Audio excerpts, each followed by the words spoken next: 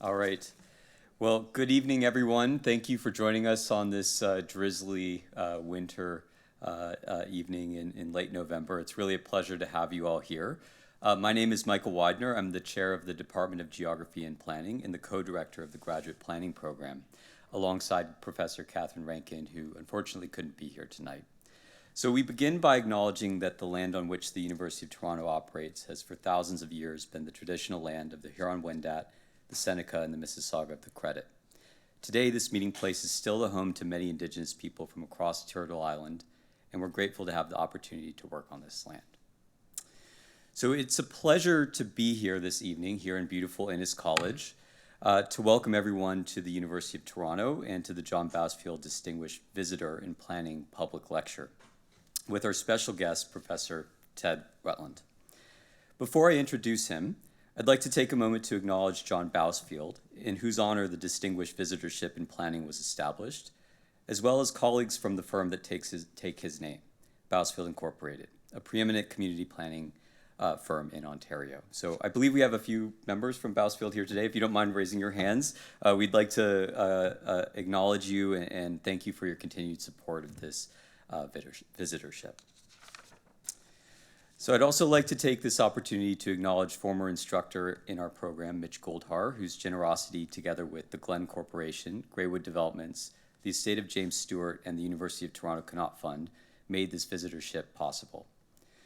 The John Bousfield Distinguished Visitorship in Planning was established at U of T's Department of Geography and Planning to pay tribute to one of North America's foremost urban planners. In a career that spanned 5 decades, John Bousfield was consistently at the forefront of Toronto's area's most groundbreaking community and land use planning projects. The purpose of the Distinguished Visitorship is to integrate the real-world practice of planning more closely with academic teaching and theory, as well as research at a critical stage in the education of aspiring planners. Students have the opportunity to interact in stimulating debates with cutting-edge practitioners, developers, and local planners through a broad spectrum of activities. The intent is to help prepare them to meet the challenges of a complex and quickly changing discipline. Through the visitorship, our faculty, students, and the local community also benefit by hearing from and collaborating with accomplished scholars and practitioners from around the world, like tonight's speaker, Professor Rutland, on contemporary issues in planning and on urban development. Having such distinguished visitors enriches U of T's ability to improve planning practice and promote just solutions for the many questions facing residents of the GTA, Canada, and beyond. Perhaps the real importance of this distinguished visitorship is that it creates a forum to draw members of the planning community together to share their experiences, stimulate debate, open up new channels of dialogue, and provide unique opportunities to solve today's urban problems. So now it's my distinct privilege to shift to focusing to tonight's speaker and one of this term's Bousfield's distinguished visitors in planning, Professor Ted Rutland. I've no doubt that his talk will inspire conversation, questions, and debate, which I hope continues beyond the question period into the reception following tonight's lecture. Professor Rutland has joined us from his position as an associate professor at Concordia University in Montreal. He's an interdisciplinary scholar who focuses on municipal politics, urban planning, and urban security in Canada, approaching his work through a social and racial justice lens. Professor Rutland is the author of multiple books, including Out to Defend Ourselves, A History of Montreal's First Haitian Street Gang, and Displacing Blackness, Planning, Power, and Race in 20th Century Halifax, in addition to many other influential academic articles and reports. In tonight's talk, titled Counter-Insurgency Urbanism, Professor Rutland will explore changes in both urban planning and urban policy in the latter part of the 20th century, and how this shift led to a new form of governance, which we're still grappling with today in cities around the world. So without further ado, please join me in welcoming Professor Ted Rutland.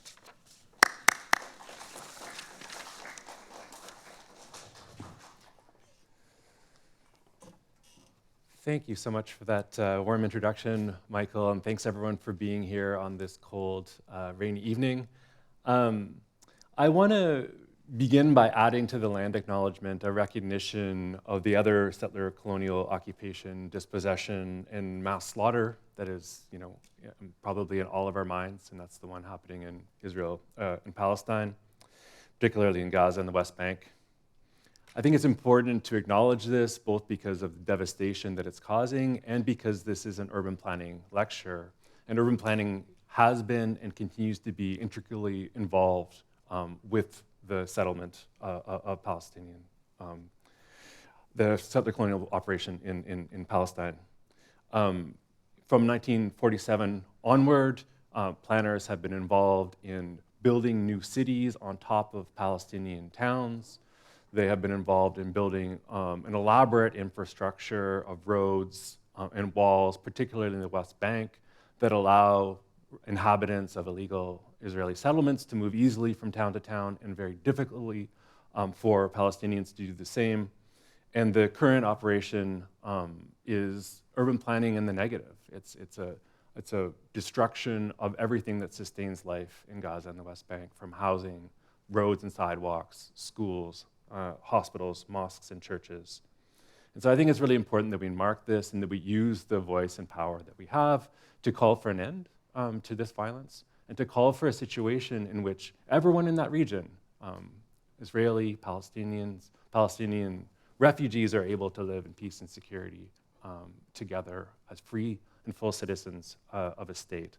And as a way of sort of signifying what I mean, and it's a politics that comes from the heart. I want to present this epigraph from the brilliant Christina Sharp, where she writes, "I want acts and accounts of care and shared and distributed risk as mass refusals of the unbearable life, as total rejections of the dead future." And I think that's the kind of politics grounded in care and shared risk that sort of animates the talk that I want to present tonight as well. Olivia Chow's election as Toronto's mayor on June 26th of this year came as a relief to many and a sign of hope to many others, not just in Toronto, but across Canada. Her victory marked the end of a 16-year reign of right-wing mayors in Toronto, from Rob Ford to John Tory, and the ascension of a certain kind of left politics. Looking to the broader context, many commentators compared Chow's victory to the victory of Montreal Mayor Valérie Plante 6 years earlier, with Politico remarking that Canada's two largest cities were now governed by progressive-leaning women. The assessment of Plante and Projet Montréal as progressive is fairly common, particularly among urban planners. From the 2021 book, Saving the City, about Projet Montréal, to profiles in planning magazines, to tweets from well-known planners, Montreal under Valérie Plante is commonly viewed as a progressive mecca. And yet, many Montrealers and people on the left across the country would dwell on other aspects of her reign. Since the historic Black Lives Matter uprising in the summer of 2020, Plante's party has passed a series of record-setting police budget increases, the largest in Canada, has overseen an increasingly violent response to homelessness, and has cheerleaded the police's major response to Black Lives Matter, which is to stoke a moral panic about Black gangs and argue that more resources, more police, and more racial profiling is necessary to keep us safe from Black gangs. So how can a party with the country's most right-wing record on policing be regarded as progressive, particularly among urban planners? Is it possible to be progressive on planning and conservative on policing? And how might exploring these questions help us to understand progressive urban politics in our time, in Montreal, in Toronto, and elsewhere? My talk tonight explores these questions by looking at how policing and planning were transformed in the 1980s in Montreal under the city's most progressive government in history, the Montreal Citizens Movement. The 1980s and 1990s are recognized as a point of transition in urban politics in cities across the global north. In response to a worsening economic crisis and the neoliberal turn, scholars argue that cities used policing and planning to remake urban spaces in the images of the businesses, residents, and tourists they hoped to attract. While this scholarship is incredibly important, this narrow focus on how policing and planning were changed in response to neoliberalism tends to miss the forces of change at two opposite ends of the political spectrum, the progressive left and the far right, very important forces in the 1980s in Montreal and elsewhere. Aiming for a broader view, my talk today shows how changes in policing and planning were primarily driven by the left's push for political decentralization and participation on the one hand, and the far right's call for more aggressive, racist policing on the other. The result by the late 1980s was counter-insurgency urbanism, a new form of governance in which political decentralization and participation helped to embed racist policing into a full range of urban processes and institutions, including urban planning. Thinking about counter-insurgency urbanism, I want to suggest, can help us to think better about the limitations of progressive urban politics in today's cities. There is now an extensive literature on the ways that police and planning transformed in the 1980s and 90s. In general, urban scholars trace these changing roles to the 1970s and the various crises that rocked cities across the global north. In this period, urban manufacturing sectors were decimated, urban populations declined and became poorer, and cutbacks at higher levels of government left cities with more responsibilities and fewer resources with which to address them. In these cities, cities across the global north made two broad moves, albeit with significant differences in timing and character. First, they adopted a more entrepreneurial orientation in which the city used its powers to boost economic growth and create a more attractive environment for footloose capital, middle and upper class residents, and tourists. Second, and usually later in time, cities adopted a new law and order politics, using the police and city bylaws to clear the streets of unhoused people and anyone deemed a threat to middle and upper class quality of life. Neil Smith famously shows how these changes crystallized in New York City in the 1990s under the city's right-wing mayor, Rudy Giuliani, and its odious new police chief, William Bratton. These two figures, Smith argues, embodied the politics of the revanchist city, a city animated by a spirit of revenge and seeking to retake the city for the middle and upper classes and from various maligned populations. The revanchist city thesis has been hugely influential since the 1990s, with most critical scholars largely seeking to build upon it by showing how it operated in different cities, by elaborating some of its mechanisms. The primary criticism of this thesis comes from a smaller literature that contests the claim that urban policy is wholly punitive towards marginalized populations. Alongside aggressive policing and gentrification, these scholars show, many cities have also invested in homeless shelters and affordable housing, promoted police reform and community policing, and made other progressive moves. As Jeff de Verteuil argues, competing interests within cities ultimately generated, quote, multiple and even contradictory responses to urban issues. In practice, cities employed techniques that range from the supportive to the ambivalent to the punitive, end quote. Cities that employ this mix of techniques, scholars argue, should not be labeled revanchist, but post-revanchist. While I think these claims about a mix of policies and techniques are certainly correct, I find this debate between the two schools somewhat odd. Critical scholars as early as the 1970s have recognized how policing and other state institutions have evolved from the late 1960s onward to include both punitive and supportive mechanisms, and how, rather than being contradictory, these supportive policies are integral to the punitive. One seminal text in 1978 framed this conjunction in terms of the velvet glove shielding the iron fist. More recent work, including work by Stuart Schrader, has described this interplay in terms of counterinsurgency, the concept I prefer. And so one of my aims in this talk is to show how ostensibly supportive policies simply make the punitive more effective and more extensive in its effects. So we'll turn now to Montreal. As urban scholars would predict, Montreal experienced an especially grave political economic crisis in the 1970s. The longtime heart of Canadian manufacturing, Montreal lost upwards of 130,000 manufacturing jobs between the early 1960s and the early 1980s. Working class neighborhoods like Saint-Henri and Pointe-Saint-Charles lost 2/3 of their population in this period, and the overall population declined in the 1970s as continued suburbanization lured jobs and middle class residents to the periphery. The city's unemployment rate hit 14% in 1974 and did not decline below 10% until 1996, 20 years later. These economic changes intersected with changes in immigration policy, which were changing the demographic makeup of Canada's large cities. In Montreal, like Toronto and Vancouver, the majority of Montreal's new residents from the late 1960s onward came from the global south, and they were met with long-standing Canadian forms of racism in employment, housing, and other sectors. The unemployment rate for racialized Montrealers was over 30% in the 1980s and over 60% for racialized youth, and very few racialized migrants settled in the suburbs.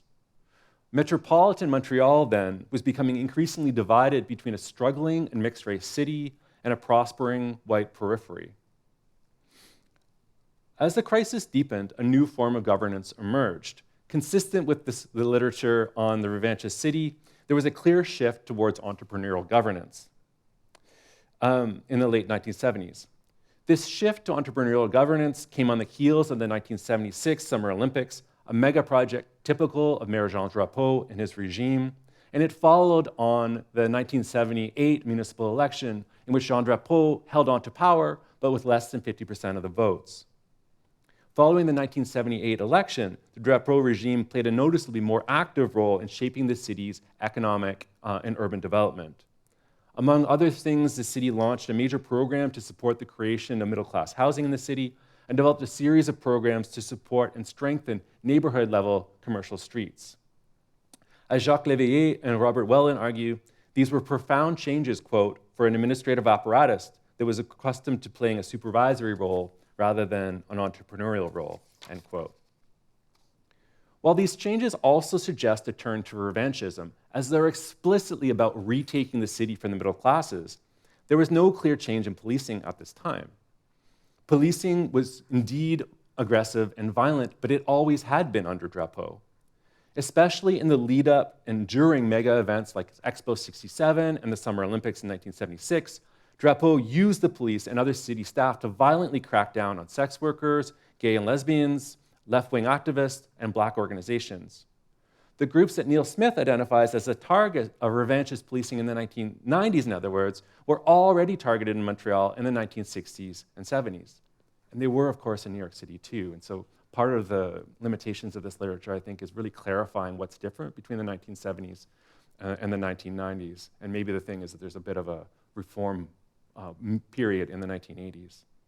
And so that's what we find in Montreal. If there was a shift in the late 1970s and early 1980s, in fact, it was a shift toward greater police restraint and the introduction of community police reforms, as I'll show later on. So a new, more revanchist form of policing did emerge in the late 1980s, but to understand that shift, we need to look beyond the conventional neoliberal entrepreneurial nexus. As I suggested in the introduction, we need to look at the ways that a push for decentralization and participation was emerging on the left, and the way that a push for more aggressive and racist policing was emerging on the far right. And I'll try to address these two elements in turn. So the 1980s was a time of resurgent white and ethnic nationalism in Canada and around the world. This development is most clearly expressed in the rise of the Front National in France, the career of Enoch Powell and the creation of the National Front in Britain, the political careers of David Duke and Pat Buchanan in the United States, and many other political figures. It was also expressed, however, in the formation of new neo-Nazi, neo-fascist, and skinhead groups who, rather than seeking election, circulated racist pamphlets and books and often attacked racialized people, queers, and Jews in the streets and in their homes. This kind of politics was also expressed, finally, toward the political center, in more liberal and palatable demands for restrictions on non-white immigration or more aggressive efforts to integrate immigrants. These somewhat different political positions from the far right to the political center shared the same general anxiety about the actual or potential effects of non-white migrants on the national white culture. The fear was generally that migrants will dilute or replace the national culture, a sort of prelude to the great replacement thesis that we see today. The fear could also be, as Ghassan Haj suggests, that non-white migrants would, quote, turn the tables and reverse the imaginary master-slave relationship in the country. In either case, whether we're talking about the dilution of the national culture or turning the tables, these fears need to be grasped in psychoanalytic terms. as fears, that is, that are not so much real as produced within a fantasy of a coherent white nation and the white subjects belonging to it. There is no white nation, there is no national culture. But the belief in it is very real. In Quebec, ethnic nationalism has taken various forms since the late 1950s. Quebec nationalism, rather than French-Canadian nationalism, emerged in the late 1950s within a few milieux, including the Quebec Liberal Party, which came to power in 1960 with a bold plan to strengthen the welfare state, reform public institutions, and introduce a range of new policies and institutions meant to support the socioeconomic advancement of the province as a whole, and the French-speaking population in particular. In the late 1960s, the parameters of Quebec nationalism were open to contestation, as left-wing activists, labor unions, artists, and intellectuals, and new political parties articulated various progressive and even revolutionary visions of the nation and its future. In 1968, the formation of the Parti Québécois created a point of convergence for left-wing nationalists, as well as nationalists of other political stripes. And the party came to power in 1976 with the backing of much of the Quebec left, the labor unions, and the new Francophone middle class. In power, the PQ immediately passed several progressive policies and a language policy that, among other things, expanded opportunities for Francophones in the private sector.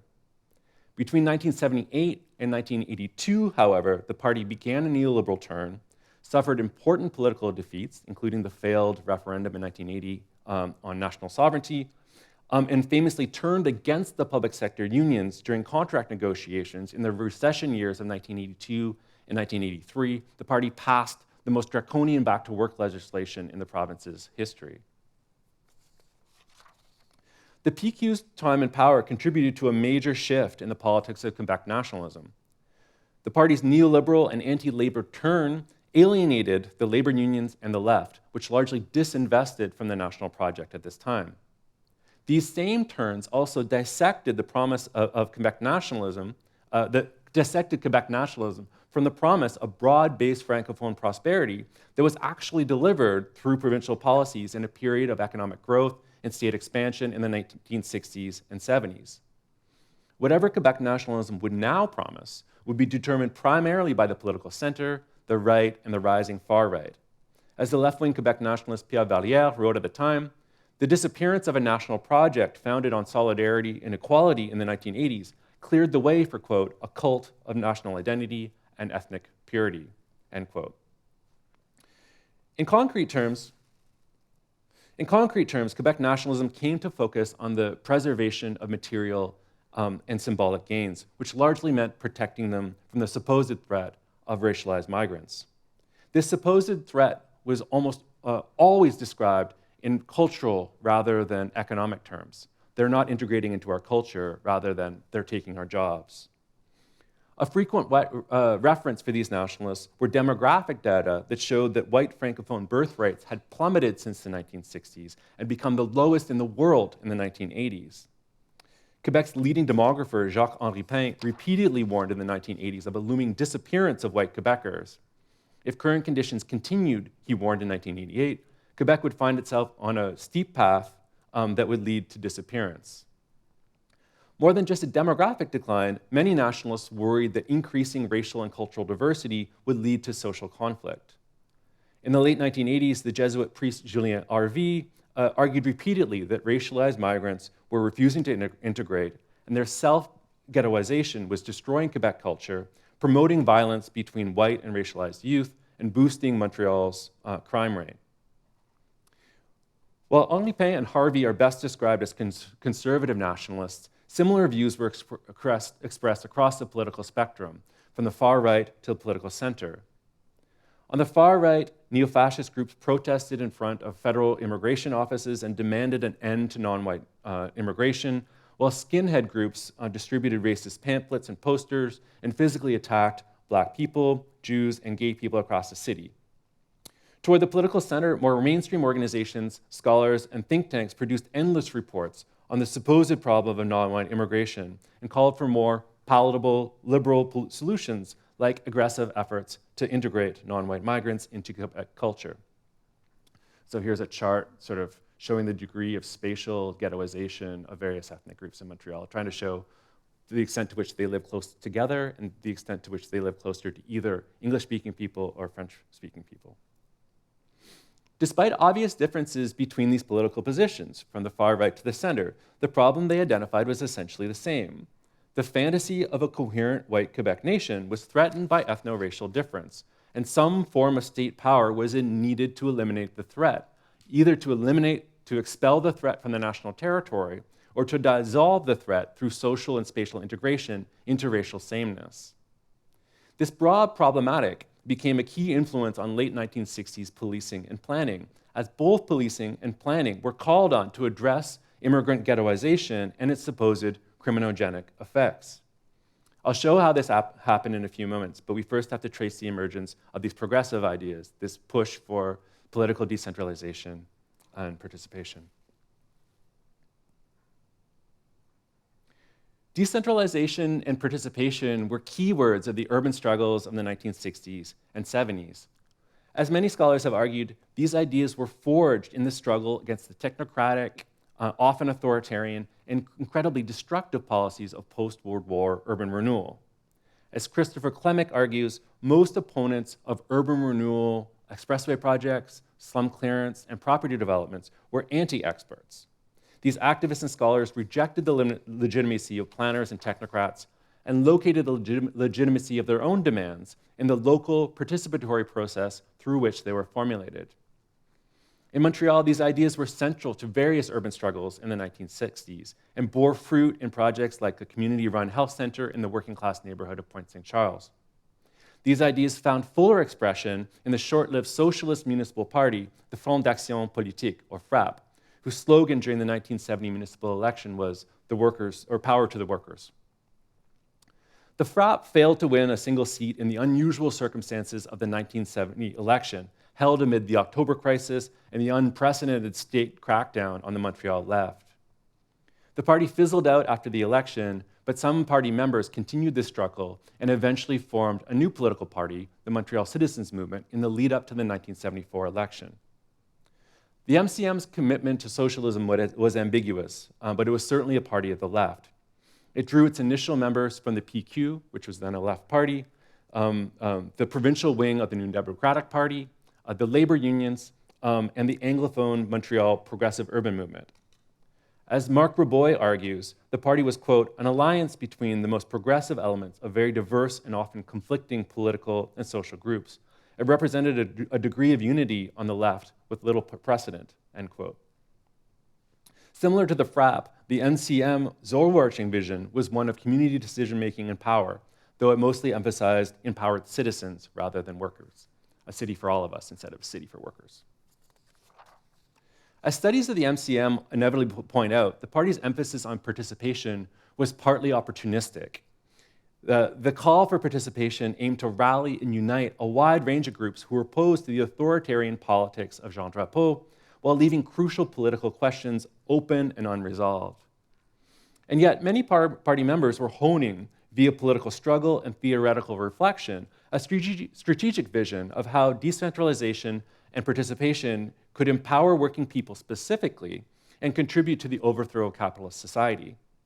This vision was clearly expressed in the party's 1976 program, which committed to the creation of autonomous neighborhood councils across the city.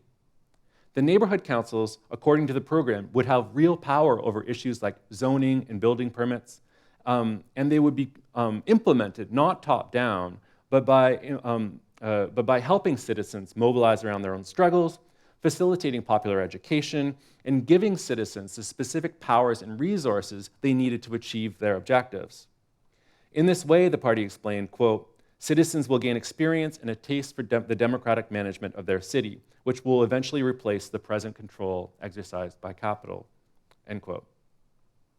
The MCM won 44% of the vote in the 1974 election and gradually built its power through the 1970s and 80s. The party finally came to power in a landslide victory in 1986, ending Jean Drapeau's 26-year reign and giving the party almost unhindered authority to implement a new form of decentralized and progressive participatory governance. Sadly, this vision was already watered down in the 1986 election campaign, and MCM Mayor Jean Doré immediately backtracked on the neighborhood council idea after his election. It was a sign of things to come. The MCM's two-term reign from 1986 to 1994 was ultimately a great disappointment for the Montreal left. Much like the PQ at the provincial level, the party passed a number of important progressive policies, but generally shifted to the political center and furthered the neoliberal turn. The most common criticism of the NCM was its failure to implement the neighborhood council concept. And while I agree with this critique, I want to advance another one that bears directly on the question of policing. From the party's formation in 1974 to the end of its reign in 1994, the party failed to consider whether some municipal powers and institutions needed to be not simply decentralized and democratized, but pared down, defunded, or abolished, such as the police. The MCM, especially in its years as an opposition party, was a fierce critic of the police, and it organized with communities in the street against police racism and violence. But its vision for the policing future never went beyond a community policing model. It fought for a model in which the demographic makeup of the police reflected that of the population, so more diverse cops, in which police officers were more visible in the streets and in more frequent contact with the community, and in which police stations and designated community liaison officers consulted the community about security problems and priorities on a regular basis. As a 1985 MCM report shows, these reforms were meant essentially to build public support for the police, which police effectiveness required. And so it's kind of like participation in police repression and violence. It should be noted that the police in Montreal and across North America were already moving in this direction, partly due to public pressure, but largely for their own reasons. As many scholars have shown, various developments in the 1960s and 70s revealed the limitations of the mid-20th century professional model of police and recommended the kinds of community policing reforms that I just mentioned. As I've documented in an article elsewhere, a turn to community policing in Montreal began in the late 1970s and was accelerated in the mid-1980s by the Liberal police chief, Roland Bourget, who came to power 2 years before the MCM and who'd been advocating community policing largely because it rendered policing more effective. Of course, the word community here is misleading. As Stuart Schrader's important work explains, community policing does not so much engage with communities as produce them. The community members and groups that work with police are legitimized. They are produced as the community itself. People the police do not work with, and especially people the police criminalize, are defined as the non-community or the anti-community. This is clear in the outset in the assumption that police and community will work together to fight crime, and therefore fight people viewed as criminal by the police, which is obviously a larger category than people who are actually engaged in crime.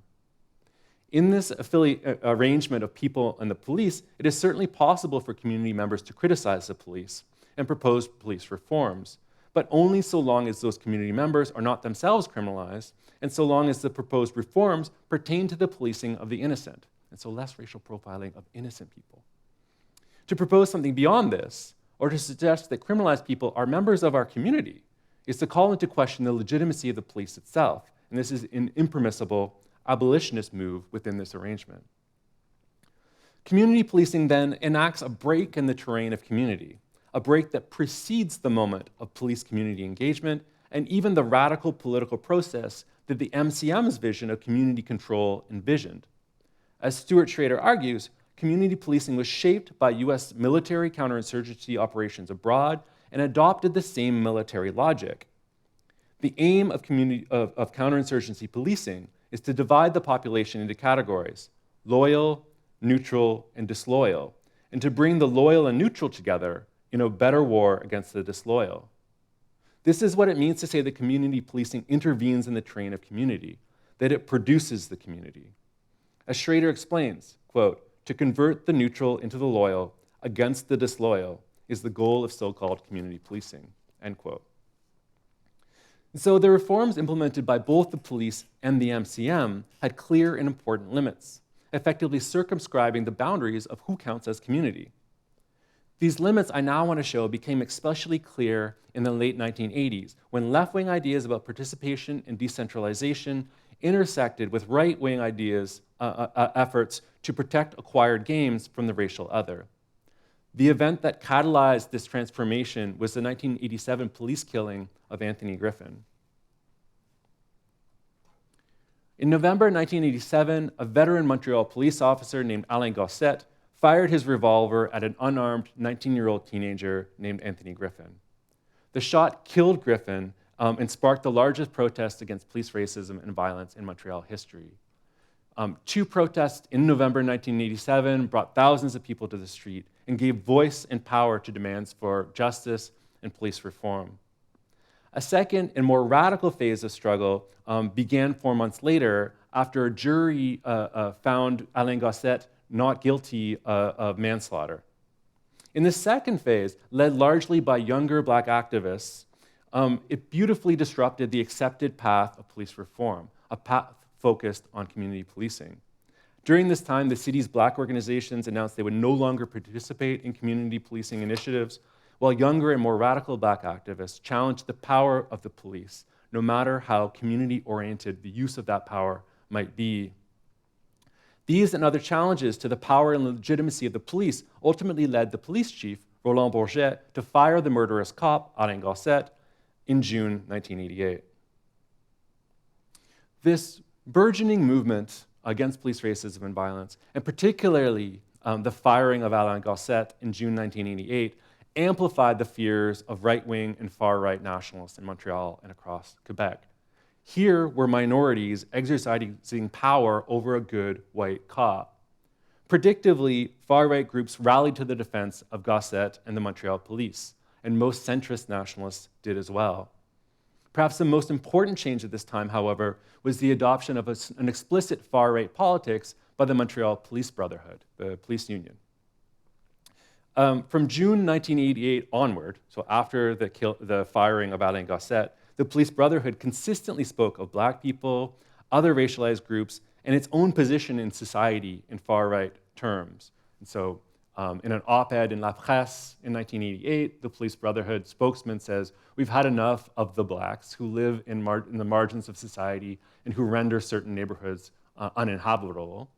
And then in a submission to a public inquiry into policing in the province, the Police Brotherhood says that in calling the police into question, it's Quebec society and all of its institutions that minorities are challenging. And so the tables are being turned. The master-slave relation is being reversed, which of course it was not. In addition to making statements like these, the Brotherhood organized rank-and-file cops and far-right activists in Quebec against the ostensibly liberal police chief, Roland Bourget. Through a series of actions in 1988 and 1989 that I can't detail here, the Brotherhood managed to stoke a moral panic about Black gangs in the city, oust Roland Bourget for not taking the problem of gangs seriously, and propel a series of internal changes in the Montreal Police Department that led to the formation of an anti-street gang unit in late 1989 and a war on Black gangs thereafter. Now, Black gangs in Montreal, as I described in a book that came out in May of this year, were formed in the 1980s specifically to fight white racists and white gangs.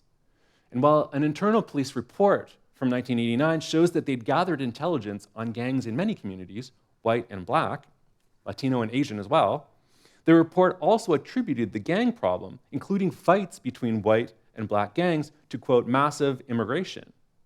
Accordingly, the anti-street gang unit focused almost exclusively on Haitian gangs in its first year of operation, until a year later, the squad doubled in size and they announced that they would, quote, do to the Jamaicans what we just did to the Haitians.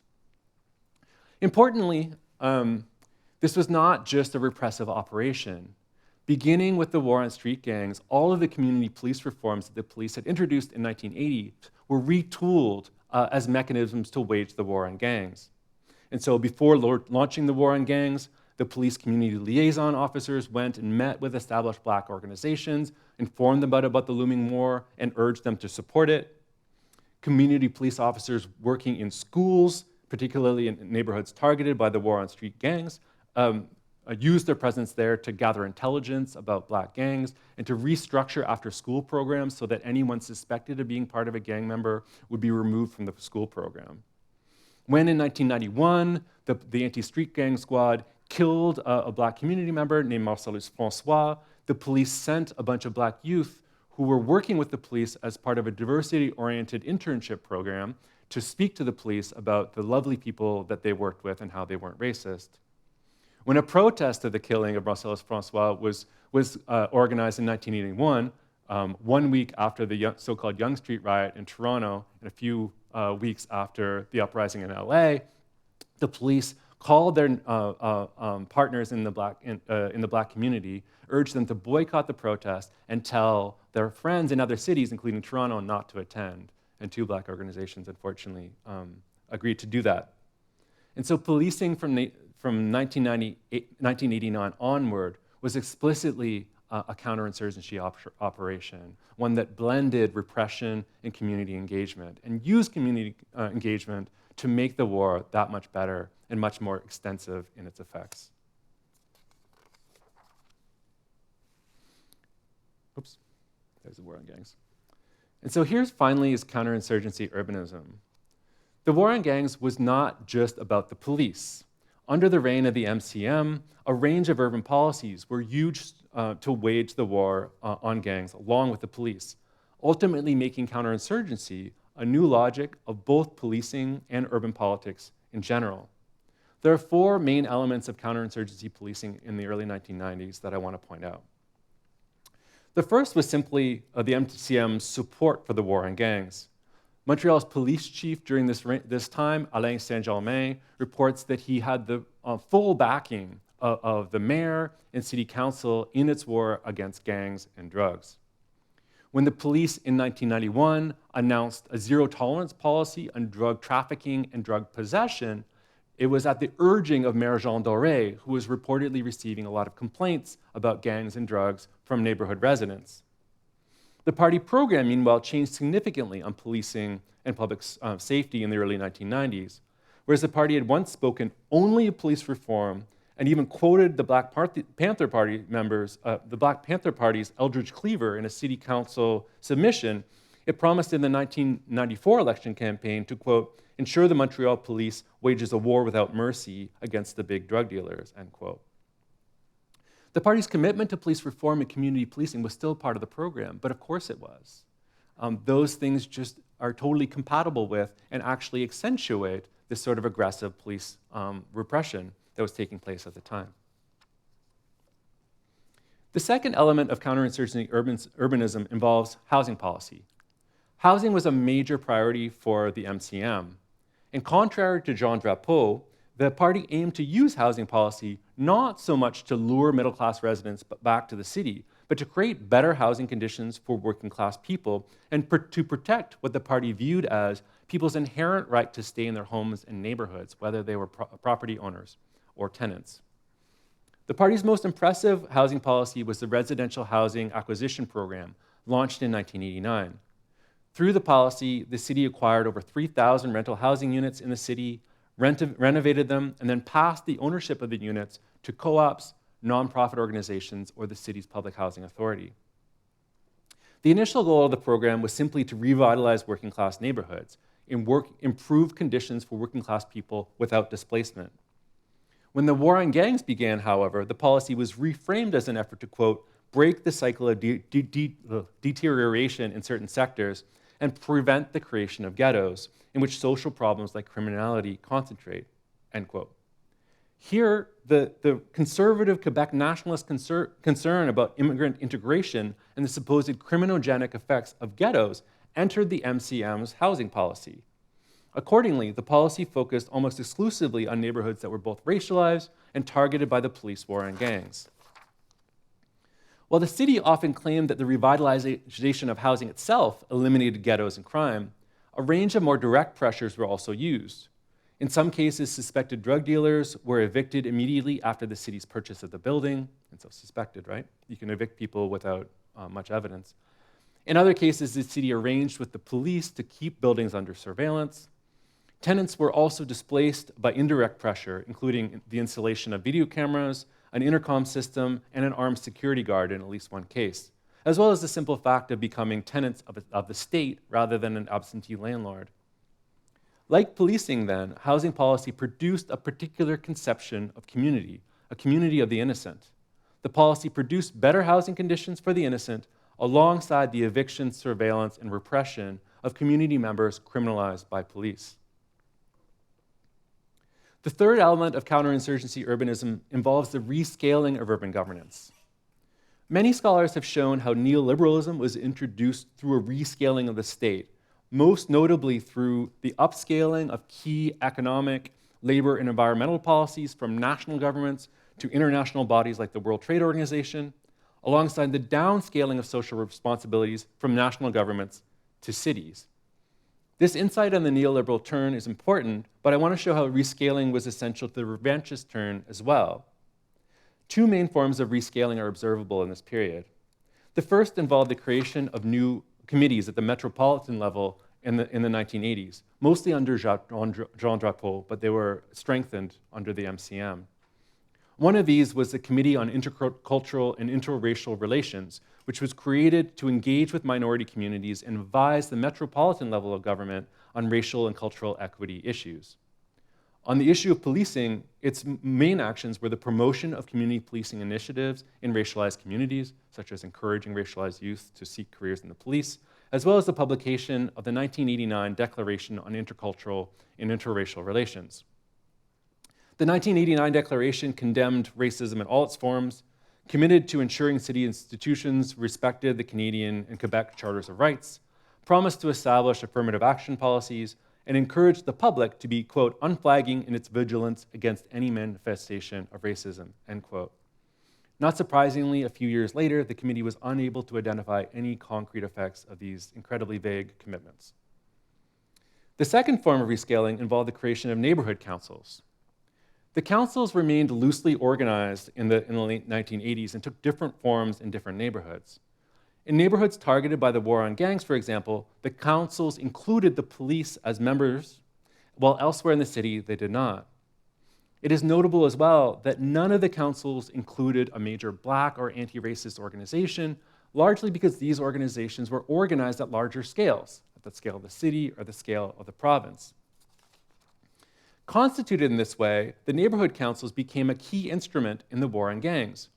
In one targeted neighborhood, Little Burgundy, the council applauded one of the most violent and corrupt two-year police operations in the city's history, one that saw police kill 3 community members, terrorize many others, and allegedly co-manage a crack house with a local dealer. I allege that. Other people allege it too. When a citywide Black organization announced that it had collected over 200 complaints about 3 particular cops, the neighborhood council stepped up to defend the cops, and one council member circulated a petition within the community to show support for the 3 cops. In another neighborhood targeted by the war on gangs, Notre-Dame-de-Grâce, the neighborhood council helped the police to crack down on gangs in several ways. In 1991, the council conducted a building-to-building survey of the most criminalized street, Walkley Avenue, mapping suspected drug operations, evaluating landlords on their perceived severity or leniency on crime, forming an association of landlords committed to ridding the streets of gangs and drugs, and calling on the city to aggressively enforce the housing code, including evicting tenants for suspected criminal activities. Through this work, one landlord was also moved to provide a housing unit to the police where they could observe the activities going on the street for 3 months. All of this helped the police to conduct massive raids in 1992 and 1994, each involving over 100 cops and dozens of arrests. While nearly all of those arrested were Black, the police could truthfully report that, quote, the community itself demanded the raids. Truthfully, when we recognize how counterinsurgency produces a community in opposition to criminalized community members. The fourth and final element of counterinsurgency urbanism is urban planning itself. One of the MCM's signature achievements was the introduction in 1992 of a citywide master plan, which is quite late to establish a master plan. Consistent with the party's vision, distinct plans were developed for each of the 9 boroughs that the MCM had created. This was meant to enable more meaningful public participation, as well as fuel planning processes and outcomes that reflected local particularities. In the west side borough of Côte-des-Neiges and Notre-Dame-de-Grâce, pictured here, one important particularity was the ongoing war on gangs and the racist conception of the gang problem. Accordingly, in that borough, the police played a major role in the planning process, and the final plan reflected police priorities in at least 3 ways. The plan identified the borough's high proportion of racialized migrants as a planning issue and suggested that it be resolved through integration. It also prioritized housing interventions on precisely the streets targeted by police, as well as targeted by the housing policy I mentioned earlier. Finally, the plan identified public security as a planning issue in the borough and suggested that it be addressed through the extension of the community policing model introduced on Walkley Avenue. In no other borough, importantly, were immigrants, public security, or community policing identified as planning issues. Their inclusion here aligned urban planning in the borough with the war on gangs and made planning another instrument to mobilize police allies, produce a fractured community, and carry police power further into the lives of criminalized community members. Wrapping up. As I've suggested in this talk, there were 4 main parts to counter-insurgency urbanism in early 1990s Montreal. 4 mechanisms for embedding the war on gangs and the revanchist turn in the politics of urban planning, urban policing, and governance. This form of urbanism is peculiar, perhaps, because it brings together policies and politics that seem quite different, maybe even contradictory.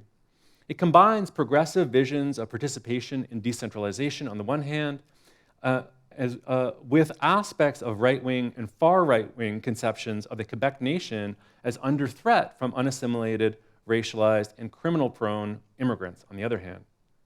More broadly, it combines an ostensibly post-revanchist commitment to police reform and better working-class housing conditions on the one hand, and a revanchist, racist, and violent war on gangs on the other. These seemingly contradictory commitments, however, need to be seen as the constitutive elements of counterinsurgency policing and urbanism. As Stuart Schrader argues about counterinsurgency in general, this model produces the community as an ally to police. This model promises to make policing more effective and carry its power more deeply into the community. And the model merges a promise of a better, more inclusive city for the innocent with promises of organized violence and organized abandonment for the people the police criminalize.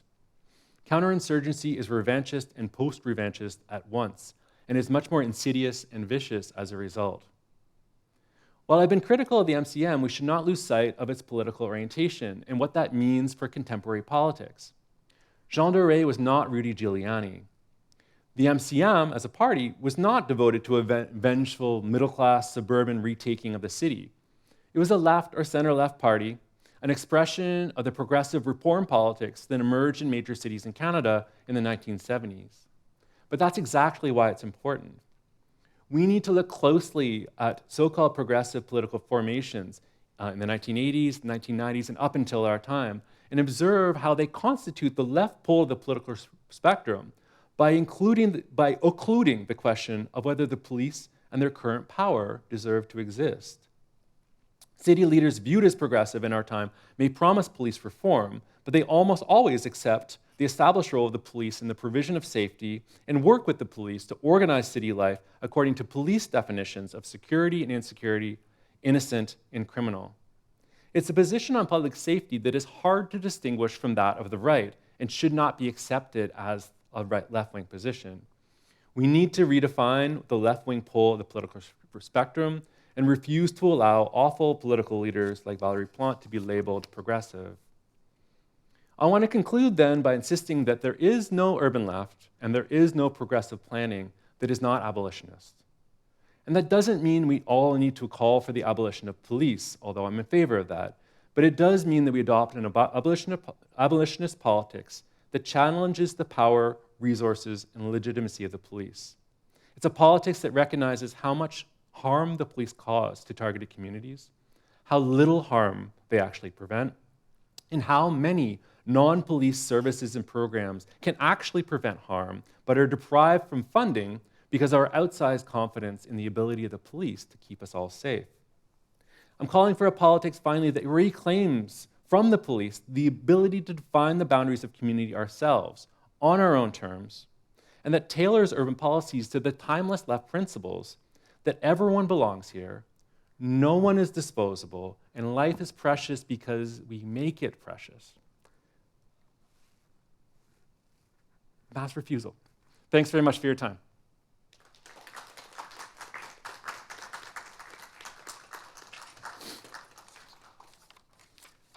We have some time for questions, comments.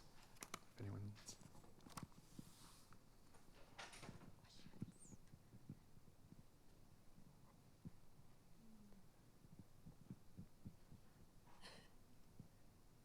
One over there.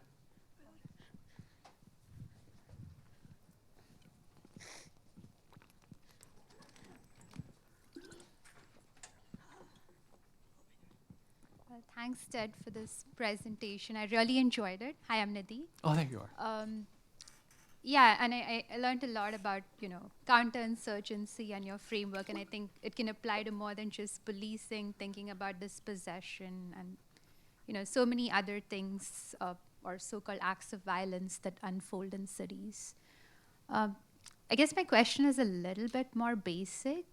I observed so much archival work and images throughout your presentation. So could you just tell us a little bit about your methods and how you went about doing this research? And was it easy to come up with this position that's anti-policing and counter-insurgency in some way? Because it's also in a way you're calling into question the idea of community itself, which the so-called defined community might not like very much. Yeah. Oh, thank you for that. So I began this project trying to trace the emergence of the war on gangs because when I moved to Montreal in 2010, I spent a lot of time going to community events and protests in a neighborhood in the northeast of Montreal called Montreal North, where people talked a lot about the way that the war on gangs was really harmful to their community because effectively, in the eyes of the police, a gang member is just any young racialized person, particularly if they're black, but also increasingly Latinx and Arab. And so kind of the only academic trick that I have is to do genealogies, to take something that we take for granted and to trace it back to its origins and show how this came to be. I also think that that's an important abolitionist methodology in the way that Ruth Wilson Gilmore describes it, where if you look at why these things happen, why these operations emerge, you find that they weren't really about safety to begin with. And so it makes it possible to ask questions about, well, what if we actually tried to make each other safe? Maybe we would do something different. And so my first move, because I prefer to be in the archives, is I went to the city archives and I asked for all the files on the police from late 1970 to mid 1990s, and I expected to be spending a year in the archives, but they came back with 3 boxes. Because the police destroy everything after 10 years, which is really interesting because I have colleagues who work on the police in Chicago, New York, like LA, which are worse police departments, but they can spend their careers in the archives. So I took what was available in the archives. I looked in through city archives to do with the Public Security Commission, which would be like the Police Services Board here. I did it. Interviews with 100 retired police officers. I plumbed like these newspapers like Journal de Montréal and Photopolis, like pro-police newspapers. I found a lot of reports in people's personal archives. Like some of the internal report that I mentioned wasn't, like the police absolutely destroyed that after 10 years, but somebody I met had it. And then the thing in terms of like thinking about counterinsurgency is, when I wrote a book about anti-Black racism in Halifax that was all archive-based, and I was reading a lot of Black studies at the time, and I still am.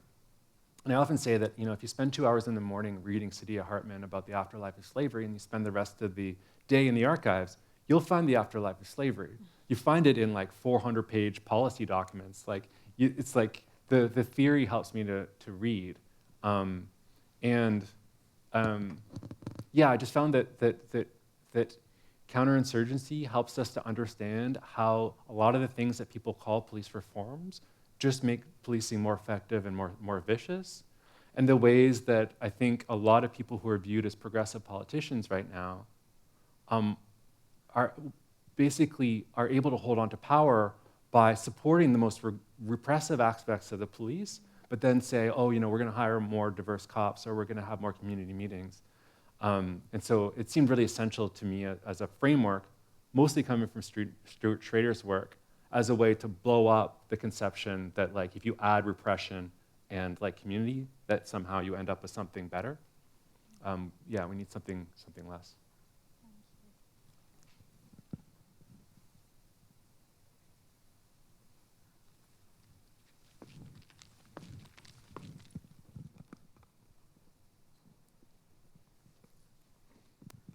Thanks, Ted. Really interesting talk. I wanted to pick up on a point made in Nidhi's question around the definitions of community and the way that you were engaging with it. And I mean, it struck me that the way that you were engaging with the ideas of community was that it's rather sort of deterministic and structural, and there's not a lot of agency and emergence in community. And so I was wondering if you could speak a little bit more about who, the ways these communities were formed and, had their own approaches and agency in sort of determining how they engaged with police or not. Because the way it was presented was it was sort of just like the police said that these communities will do this, and then it happened. But I suspect it's more complex. Yeah, for sure it is. For sure it is. I mean, so it's not complex in the sense that the communities can be defined as people who are not criminalized, and I think that creates real limitations because a lot of the youth who are carrying guns right now in the city, they got guns because they feel unsafe. They know the police aren't going to protect them. They feel in danger. And to me, it's like, well, if you're thinking about public safety, like those people are part of your community. Like, how do we keep people safe so they don't need to walk around with a gun? But they're never going to be involved in any kind of like. There's one community organization that I adore and work closely with that will try to work with those youth, and there are more of them in Toronto. That work to me seems really important as a way of like expanding who counts as a community. And that organization refuses the category gang. They're like, most of the people that the police call gangs are just like, they're youth who like couldn't get through school, like have to support a family, and now they're selling drugs. Like it's not a really big deal. But then in terms of like how sort of recognized community groups that aren't criminalized can engage with police, I think it's obviously complicated. So there are some things that I feel like I can't write down because some people are saying they're part of a community organization, they're working with the police, and the police want them to go and spread the good word about how great the police is in the community. Like we'd have to, I'm not going to reveal what people have said, but it's sort of, you would imagine that not all the groups would actually be doing that. They're seeking other kinds of ends.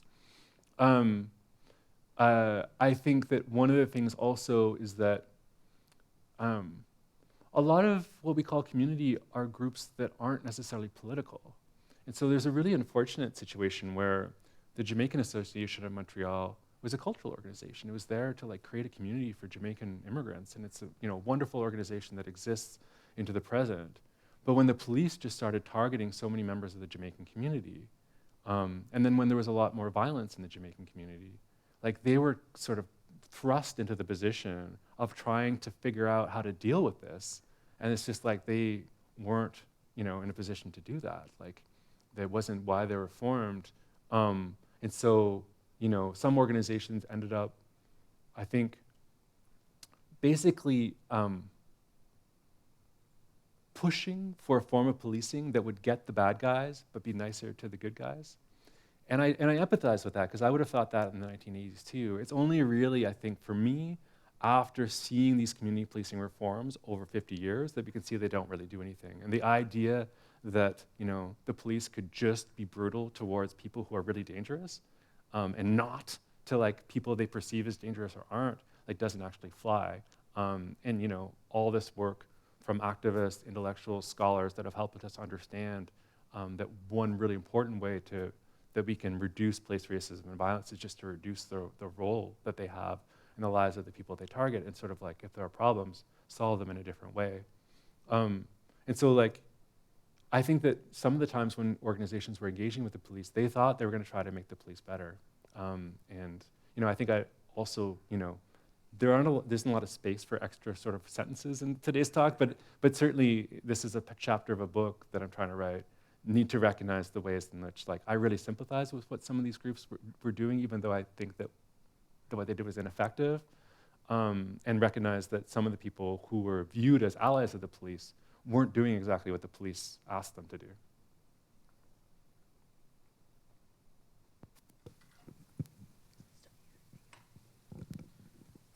I have two questions, and I think they're interrelated. One is how much this is about capital P police versus other policing type aspects of the state or other aspects of community. And I'm thinking here, so Toronto, I think it was today, maybe even, expanded something or plans to expand, though it's unfunded at the moment, something called a community crisis response program as an alternative to capital P policing to go into address specifically mental health.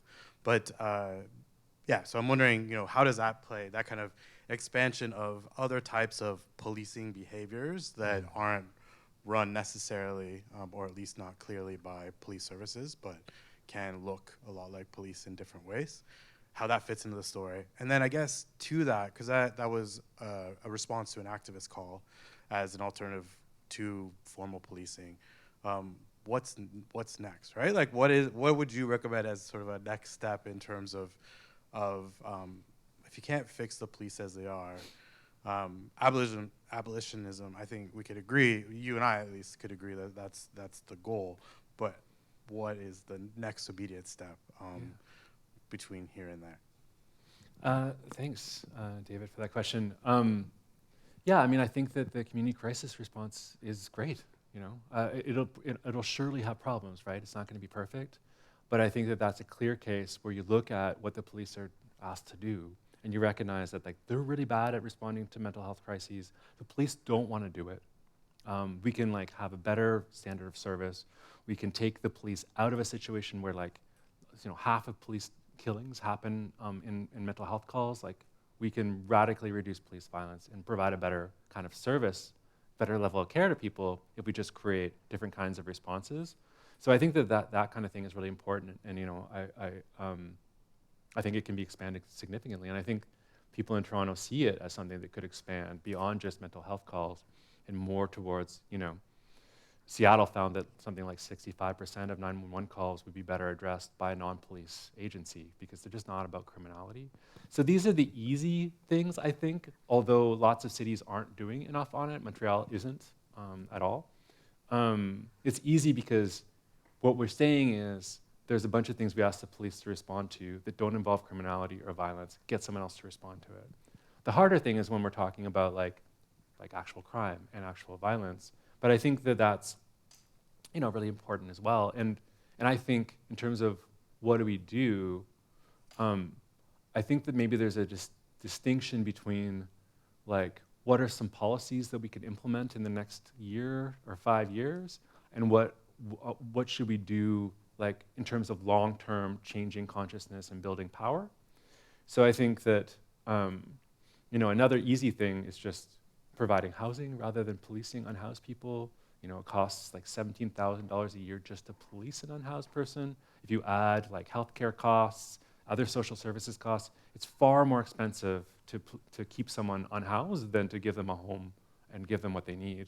And so that's another, it should be easy in the sense of, like, we're not talking about people who are dangerous. We're just talking about, like, saving money and providing a better standard of life. What makes it hard is that we're in this neoliberal era where, like, you can always find money to punish people. It's very hard to find money to support people.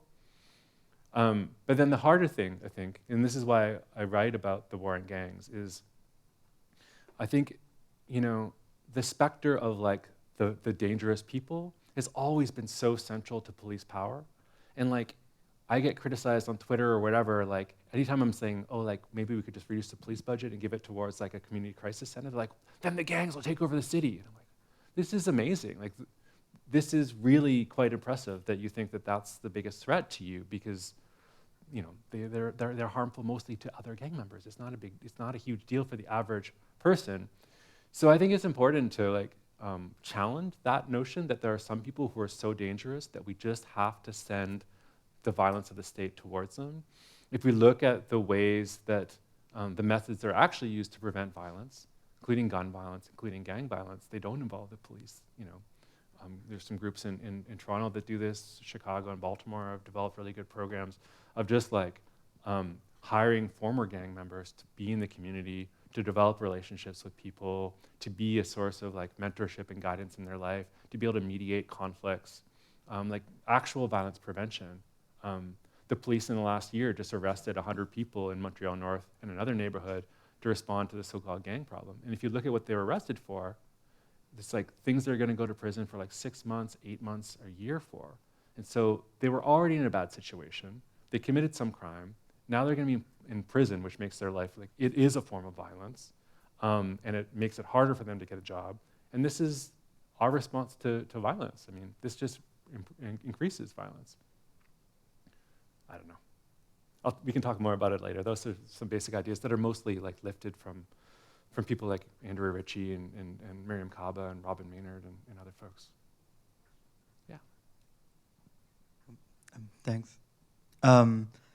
You maybe touched on it a little bit when you were talking about some of the Twitter exchanges you have, but do you see in the kind of electoral constraints of municipal politics in cities like Toronto and Montreal, do you see a way for progressive posing candidates to actually achieve electoral victories without making these kind of overtures to public sentiment and right-wing beliefs in the role of police in these cities? Do you think that maybe another way to say it is, do candidates like Valerie Plante or Olivia Chow maybe really don't believe these things or would want to see them, but don't see a way to win without kind of making these, maybe giving lip service and also policy concessions to more right-wing constituents in their cities?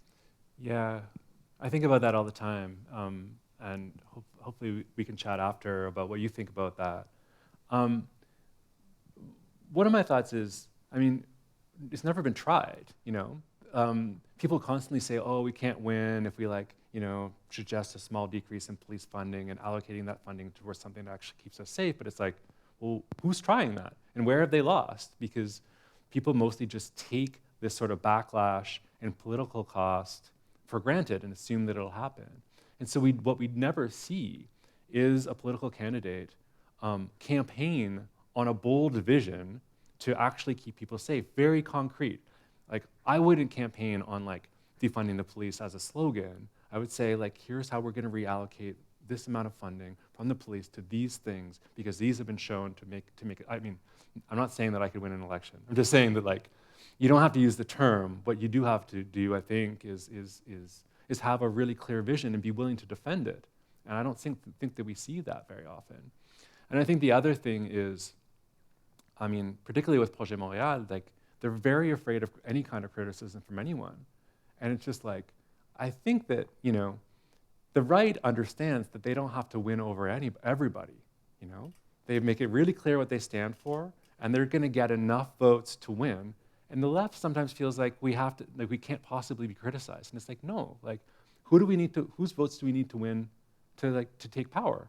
And the Montreal Citizens Movement, as much as it had some problems, was very clear that this is what they were doing. It's thinking concretely about who they were going to engage and who they were going to bring into sort of a formation that could take power.